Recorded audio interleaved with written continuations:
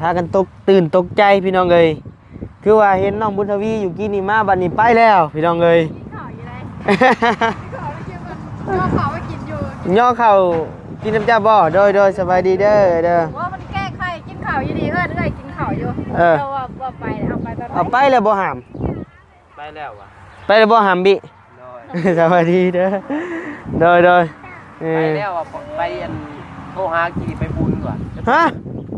ไปบุญแล้วไปบุญแหละโอ้ยตายเล็บสัตว์ฮะแต่มีดมาตอนนี้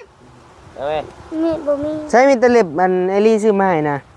ไปแล้วจะจกข่าวป้อนแบบนิ้วสิบักลาคำแพงเอาใจกลับเลยบ่เอ้ยเจ้าอย่าเฮียนป้าเดี๋ยวมันจะเถื่อเดี๋ยวทำเด้อขี้เดียดได้บ่อยากนั่งกินข้าวน้ำได้แบบนี้ได้พอสร้างแล้วเห็นยังพอสร้างเรากำลังโบกแต่นั้นมันบุญทวีมาจะสิไหลนี้บ่หัวเป็นยังคือบ่ไหลนี้กันล่ะฮะเรากันอยู่น้ำให้บุญทวีอยู่น้ำบ่เลยเป็นไรคนดีหักกันกันไปกันอยู่น่ะแล้วไก่ทำได้ก็บื้นไปได้บอกนิ้วเว้ยโต้ยแห้งยาวๆแท้ขับรถไปหาเลยบ่จังเป็นกระบอกหักบัวเลยคมหมักมาเลยคุ้มขึ้นกระทุ่มหัว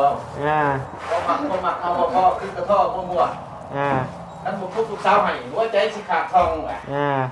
สองตามืดมองต้องสองเดือนปากก็เป็นไม่เท่าซอยพี่น้องทำซอยเห็นมาเสร็จครับ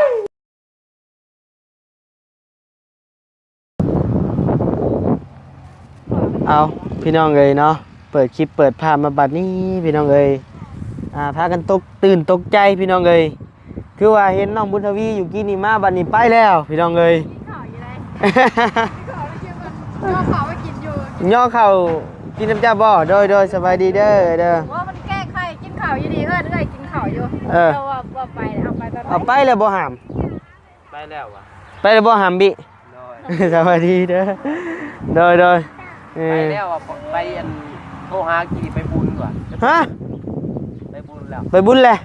โอ้ยตายบุญใช่นะสัตว์ฮะแต่คือบ่ชวนกันเนาะไปน้ำดิ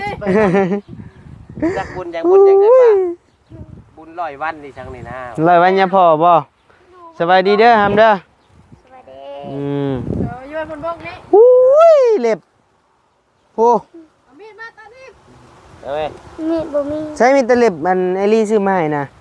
ไปแล้วจะจกข่าวป้อนแบบนิ้วสิบัดนี้แล้วค่อยบ่อยากกินผ้าขาวห่วมเจ้าบัดนี้นะ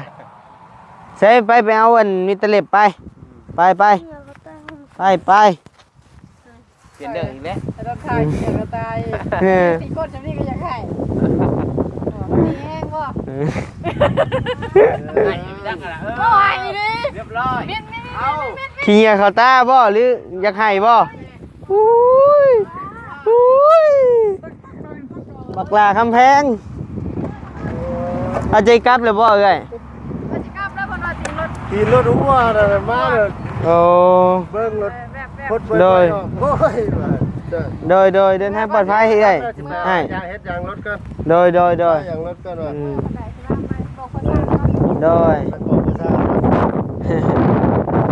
เอื้อนซ่านน้องเสื้อผ้ามือนี้ฮอดขั้นตอนโบกแล้วที่เรียบร้อยพี่น้องเอ้ยเนาะถึงเวลาแล้วพี่น้องเอ้ยเนาะโบกหรือว่าฉาบนะพี่น้องเนาะแต่ว่าน้องบุญทวีก็ไปอีกแล้วพี่น้องเอ้ยจะไปทางใด3 มื้อดี4 มื้อไข่อายุ3 มื้อดี4 มื้อไข่โคตรมือจ้ะหาแต่มาคืนนี่ไปอีกแล้วอย่าเด้อมาโดยเอ้ยโดยไอ้โดย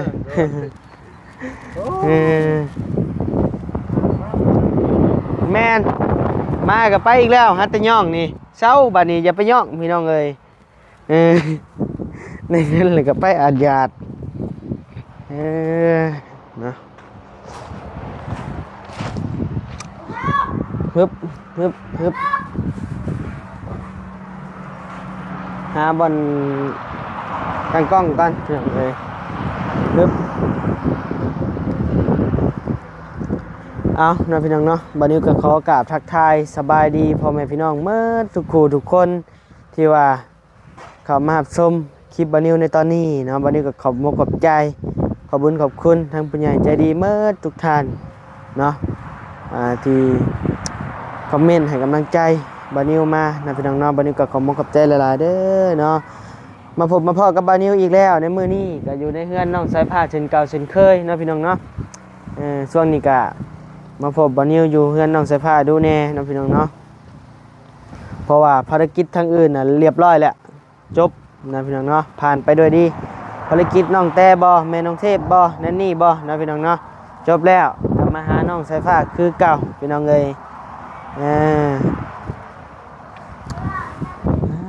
ต่อทางผู้สร้างกับกำลังลงมือสร้างนะพี่น้องเนาะสายฟ้าพี่ใช้มีดตะเล็บนะเห็นลืมอีกแล้วไปเอามาพี่มาเอามาตัวแลนตัวยังเก่ามาตัวนี่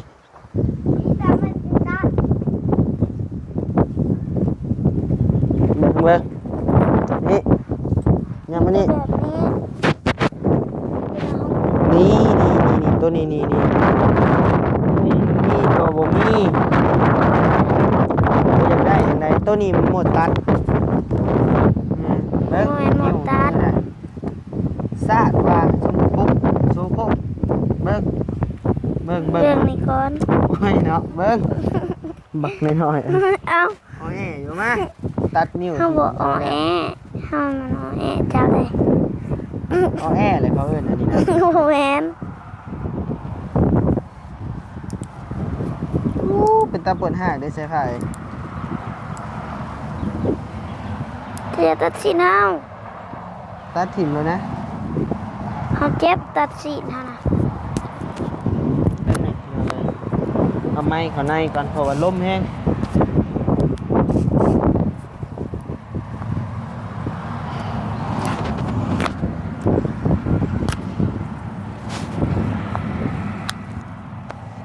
มีเล็บอะไรบ้างนี่เสื้อเมียนยังเล็บคือขี่นี่ปันมือจกก้นบ่เอาเมียนเห็นยัง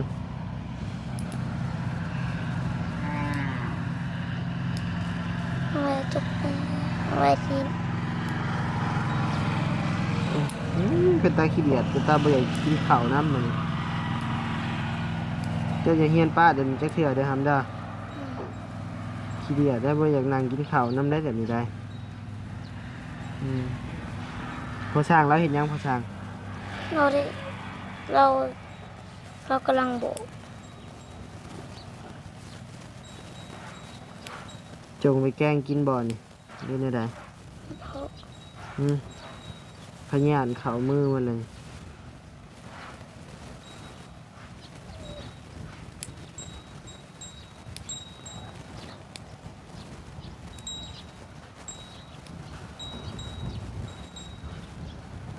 บอลลี่บอซื้อมาให้อันนี้เลยมาเบิ่งนะเล็บตีนนะให้กว่าอีสังเนาะหัวเล็บมือ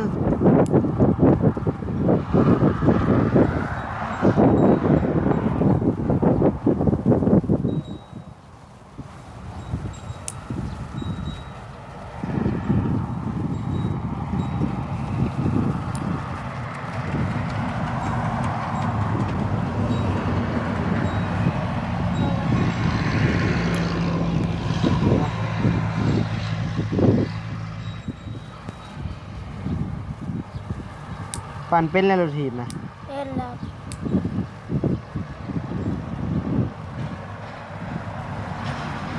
ปั่นรถถีบซื่อ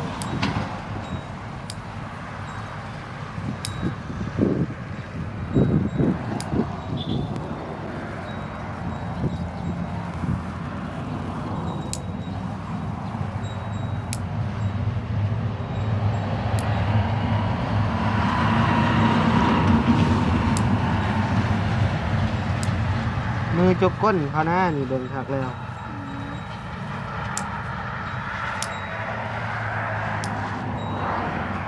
เอาตัดเล็บตีนเล็บตีนตัดเอง เอาเลย ตัดบ่เขา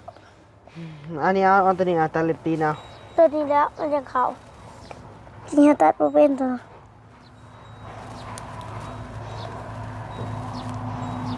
เมนซ่าพี่น้องเลยยากน้ำคนผู้เดียวอันนี้ไปเดี๋ยว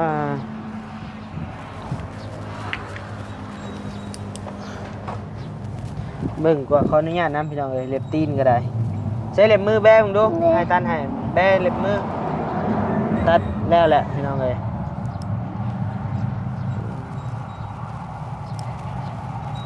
บ้านไอ้ไปเบิ่งพอสร้างก่อนเด้อ แล้วเลยมาหาเด้อ โอเค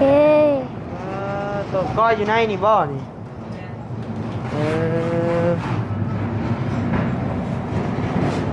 สบายดีเด้อพอสร้างเด้อใช้มือว่านนี่ไปทางใดกูบ่เห็นมามันมือ โอ้ครับเรียกวันมา เออ เอารถยักษ์มาไว้เนี่ยครับ ไปมันของเจ้าหากระแมนงัดแต่นุ่นอะไรเขานุ่นทิ้งไว้เลยจะไปเบิ่งน้ำเขาเจ้าเขาติดข้างหน้านั่งเลยเขาก็เก็บน้ำเขาตะกี้เลยเขาก็เอาเงินเขาไปใส่เลย โดย เลยแก่งานให้เขาทำมาแล้วจบ โดย เอาไปให้3-4 แสนนี่แหละพอได้ซื้อเครื่องมาให้เบียดต่อจะรถพลังมากแก โดย ป้าให้เขา จ้างรถมาเช้านี่บ่ เช่านี่กับชื่อเครื่องนี่แหละไม่ใช่ไง ชื่อหยังชื่อกันนั่นนะบ่บ่ ซื้อเนี่ยหมูซื้อกระปะซื้อเนี่ยปั่น เอ ส่ง อ ซื้อกินรับโทรศัพท์ยาสูบ โดย เล็กสิบไลเขาที่ไหนเพิ่งขนาดแล้วเพิ่งสิ่งของใหม่มาแล้ว อื นอน ม กับรับคือกันเป็นอะไร โดย คืนนี้ก็สิมาคำเลยก็สิมาปะใหม่ก็นี่พ่อบนข้าวทุกคนเขาพี่น้องมันเจ็บไข่เลยก็เลย โดย อยู่กับ มีอะไรนอนคิดฮอดอยู่ นั่นก็ หายงึก อยู่กินฮอดกันแล้ว ๆโดย ในห้องมีเนาะ เราหายงึกๆอยู่ เนาะ ไอ้ายคิดฮอดผัวเด้คิดฮอดผัวเด้เราอ่ะ นั่น อันนี้วันนี้ว่าเองซื่อๆเด้อพี่น้องเอ้ยวันนี้ว่าเองพอมีซีซัน มากินฮอดอยู่ในใช้ป่ะ บ่แล้วโทรหาเจ้าบ่ ไม่แล้ว เจะนอนในกรงไม้ฮะ ในผักของใหม่แล้วมีเปลือกปูไว้ เออเอาอันเต้นขึ้นบ่ บ่เต็นท์มันได้ถือไปมันก็คามันหักแม่อะไรก็บ่ได้ถือไปน้องธรรมชาติเท่านี้แหละดำไข่ขึ้นเลยว่าฝนตกแต่ว่ามันสิแห้งจาก ฝนตกบ่ขึ้น ฝนตกพอดีไปค่าเป็นหยักได้หนึ่งนี่นะฝนตกก็อยู่บนเดียวรถยังลำกระตกคือกันทั้งนั้นอ่ะไปบ่ โดย แล้วก็เพิ่นเว้าลิ้นเราบอกว่าต้มปูนอันนี้เด้อมันแห้ง ฮ่า เอาบ่ได้แห้ง โดย มีซับน้ำหมอกชาตินี่นะฝากเรา น้ำหมอกช้าง เอามาโดนกระโยก มีฮอดน้ำหมอกสองน้ำหมอกช้างเนาะ แม่น อืมห้องนี้มื้อนี้แล้วบ่พอ โอ้ยังบ่แล้วเนาะมันยากปูนเงินปูนคนปูน ได้เมียจะไปใส่ซะ เพิ่นว่าเพิ่นบ่สบายเจ็บคอเลยกินยาพักผ่อนไปจังได๋ เพิ่นนอนบ่ ให้เพิ่นช่วย โดยเป็นไข่กับพักพร ให้หายไปแล้วแล้ว นอน เมื่ อั อน วานเนี่ยพักผ่อนแขนนิดนึงกับแม่นเพราะว่ามื้อนี้มีมือปั่นแล้วนี่ทั้งขึ้นทั้งปั่นทั้งหิวแล้ว โดย ทุกอย่าง บุญทวีก็ไปแล้ว โอ้ยคือทำไม่เข้าเลย เพิ่นว่าได้ได มากอยปูนนี่นะก็บ่ได้บอกแล้วว่าไปบุญไปหยังก็ปล่อยหอยสัตว์เอ้าตอบ1เลยพี่แล้วเด้อให้มันเบิดนานๆนี้เลยว่ะ อ่า ซอยปุนผสมกับแม่แล้วเลยมาน้ำไว้กินเขา อ่า ข้าวเนี่ยมาบ่กิน บ่เห็นแล้วบัดนี้ จักน้ำหม้อฮู้ว่าข่อยก็ดี หมดคำเว้านำติ บ่แลจักในว้าวแหละ หมดคำเว้านำ แม่นชวนอะไรแหละ คิดว่าสิดีก็ยังว่าบ่ดีอยู่ เฮ็ดเราเจ้าบ่เฮ็ดไผดูวันนี่คือเจ้าแน่บ่คือว่านั่งอยู่ในเตียงอยู่ขอโทษผู้ใหญ่เด้อว่ะ อ่า เห็นว่าเพิ่นนกอยู่นะ อ่า เองได้ข่อยว่าโอ้ย บ่ได้ดอกคนผู้นี้ โยระวังได้จ้ะไปไปค่ะ นะ ตักปูน ตักปูดู ใช้อันชวนเด้ตักปูน เอาตักเอาปุ๊บ ปาดหน้ามาแล้วปั่นได้บัดแล้วมันไปลุ่มขั้นลุ่มได้บัด พานี่สิแล้วอยู่2พาเนาะเอาเบิ่งเนาะ ขั้นด้านนี้ขยุ่นมันเสมอมาปั่นได้ตัวนี้มันเป็นมงกบเลยลิ้นพูดลายนี้บอกตัวจริงก่อนโอ้กบมันหนา2 เซนตักข้าวไว้โผล่ข้าวไว้ เข้าไปใช่ ข้าวไว้เร็วเว้ย ข้าวให้เงินเจ้าได้แล้ว ก็ข้าวไปใส่ก่อนจะนอนกับบุรักเจ้าไว้ข้าวใช้ลูกประชาโมงข้าวลูกผู้ช้างสิกระโดดลูกแจ้ง ลูกเจิงมันแจ้ง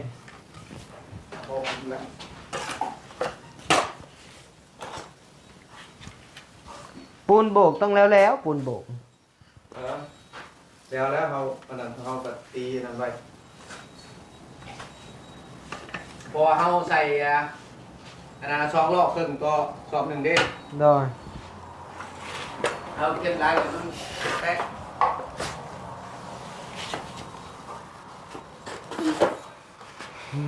เครื่องเลยเนาะฮอดขั้นตอนโบกเงินโบกชันน้องสายฟ้าเลยเด้อเนาะทางน้องบุญทวีกับไปอีกแล้วไปออลอดบาทนี้จักสิจักมือแล้วมาเนาะสายฟ้า รอติดตามเบิ่งติดตามชมน้ำกันพี่น้องเอ้ย ที่8 บ่มื้อนี้ แม่น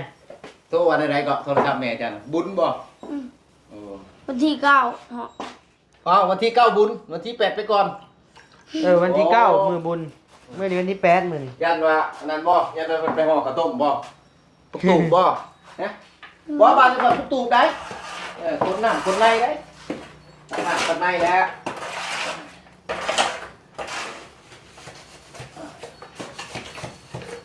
เสารอบนึงปกสอบนึงแรงรอบสอบนึงบ่เอาแฮงเนาะหำคนเฒ่าเนาะเฮ็ดลิงบ่ถึง2 สอบถ้ามันได้ที่ก็ชามก็คือ3 สอบ4 สอบบ่อยู่ได้ผู้เดียวกัน บอก ยิงตามโชคมั้ยโชคมันสบาย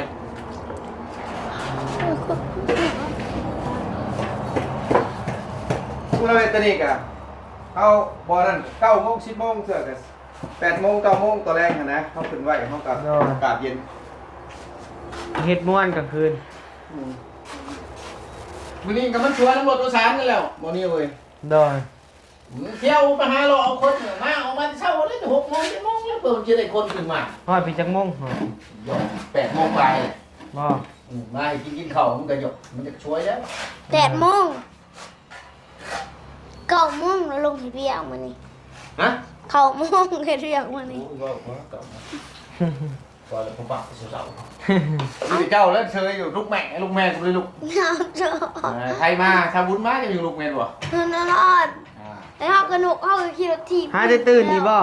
หาได้ตื่นมังสะบุญมานี่บ่ ต่ออีก เท่างาม เฮาก็กินข้าวแล้ว เท่างามเริ่มขี้ข้านแล้วโตนี่ก็ได้เนาะ เฮากินข้าวแล้วเฮาก็นอนเฮาก็ทะเจ้ามา ท่าภัย เท้าผู้สร้างเอาถามขึ้นด้นหนึ่งจะแม่โชคเจ้าผู้มา โอ้ตาได้ตลาดโรงเรียนจุดไง30 นาทีผมจะ สัญญาณได้กูเฮ็ดยังมาแล้ว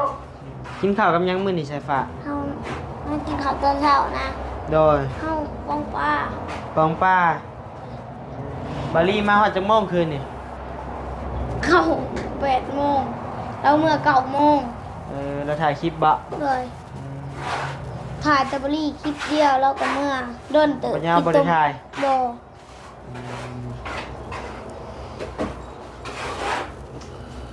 งามเฮาบุญทวีนะตอนนี้เนาะจะสิให้นอนอยู่บ่บุญทวีนะหรือว่าบ่ให้นอนแหละ บ่ ฮะจะยังคิดฮอดอยู่บ่บุญทวีน่ะ ฮอดอยู่ คิดฮอดอยู่จะแพงอยู่บ่อ้ายน่ะ เห็นอยู่ อ้ายแพงเจ้าบ่อ้ายน่ะ บ่ แพงอยู่บ่ เฮาก็บ่ แต่นั้นมันบุญทวีมาจะสิไหลหนี้บ่ หัว เป็นยังคือบ่ไหลหนี้ กันนี่แหละ ฮะ อยู่กันอยู่น้ำ ให้บุญทวีอยู่นํบ่ เลย นี่แหละพี่น้องเลยเนาะหัวอกของคนเป็นน้อง ธรรมดานี่น้องยังให้หอยอยู่เนาะ แม่นธรรมดานี่น้องนี่สิบ่มักแพงง่าย แม่น อันนี้อ้ายบ่แพงน้องอ่ะพ่อสร้างอ้ายบ่แพงน้องแพงอ้ายมาแต่อีกแล้วพี่น้องเอ้ย สิเบิ่งเด้อไปทาง ถือว่าดีน้องน้องไฟฟ้านี่เนาะ เอาสิเบิ่งเด้อไปทางเอาเข้าไป กระยามันเด้อทำเด้อ เฮ้ย ซีดีหรือทั่วกะอ้ายโตเด้อ หนาวดิ ไปมื้อนึงเพิ่นก็ตกคุ้มกับจังหน่อยกับเจ้าและเสือกขึ้นเออ ลมบ่แห้งแล้วบัดนี้ ยาเพิ่นดอกเหี่ยงเลยเนาะไปแล้วห้ามผ้าห้ามคนหักกันมันห้ามบ่ได้เนาะพ่อสั่งเนาะ แม่น จังไดคนบางทีหักกันกะไปกันอยู่น่ะแล้ว ไก่ทำได้ก็บื้นไปได้เปล่านี่เว้ยโต้ยมีแห้งมียาวแท้ขับรถไปหาเลย บ่ เออจังเป็นกระบอกหักบอกเลยความหมักมาเลยคุ้มคือกระทุ่มหัว ความหมักเอาพ่อคือกระท่อหัวนั่นผมพูดทุกเช้าให้ว่าใจสิขาดทองแหละ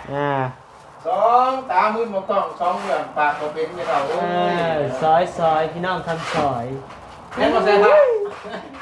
หัก โอ้ เรียนี่ ยเนาะม้วนได้ลูกก็เห็นเบียกได้บริเมื่อยนะ บ่เปิดเพลงพังเล่นคักเนาะ แม่ดูแต่สวกเสาไล่กับบดีต้องมีบรรยากาศนิดนึงบอกหัว ไปชุกมาได้เราโศกเสาร์เบิดมื้อวานนี้ เอา เรากินฮอดครัวแล้วเนาะ ด้วย เรากินฮอดไทย กินหอดภาษา ปุ่นแจ็คว้าวเนาะตัวเนาะ เห็นบ่ แม่น ผมแม่ละเมื่อยห่อนชายเจ้าบุษห่อนช่อยบ่ลูก นอนช่อย ห่อนช่อย เขาบ่หอนช่อยเพิ่นเขาบ่หอนช่อยเพิ่นนี่แล้วยังคือขนมให้เฮากิน ขอบใจเด้อเสด็จขอบใจเด้อ เฮาหอนช่อยแล้ ข ว อบใจ วานนี้ หน่อยจังไงเจ้าแล้วไปเฮ็ดงานกันก่อนสองคน เอาโอเคเด้อพ่อสั่งเด้อ ได้ เนาะ ได้ ทางเราจะได้จบคลิปไว้ก่อนเนาะ ได้ เดี๋ยวรอทางพ่อเพิ่นเฮ็ดแล้วจะสิมาอัปเดตเพิ่มเติมให้พี่น้องได้เบิ่งได้ชมนำกันมาพี่สายฟ้าเอามาพี่เฮา เอาไม่เอาเอาเสื้อ บันไดแห้งๆอยู่พี่น้องเอ้ยเนาะทาง เข้า บันได มา เอามา เนี่ย ให้เอาพี่น้องเอ้ยเนาะทางบัดนิวก็สิได้ลำลาพาจากพ่อแม่พี่น้องเพียงซำนี้เด้อพี่น้องเอ้ยเนาะทางบัดนิวก็ได้พี่น้องเอ้ยสี่ ปิดคลิปจบคลิปไปเพียงสำนี้เนาะอยู่เพื่อนอยู่ซ่านน้องสายผ้าเช่นเก่าเช่นเคยเนาะพี่น้องเนาะเดี๋ยวอีกจังหน่อยบานิวซีได้อัปเดตให้พี่น้องได้เบิ่งได้ชมนำกันได้อพี่น้องเด้อเนาะโดยสบายดีสายฟ้าบ๊ายบายพี่น้องเอ้ยโดยอยู่ดีไม่แห้งอย่าเจ็บอย่าจนเด้อพี่น้องเด้อ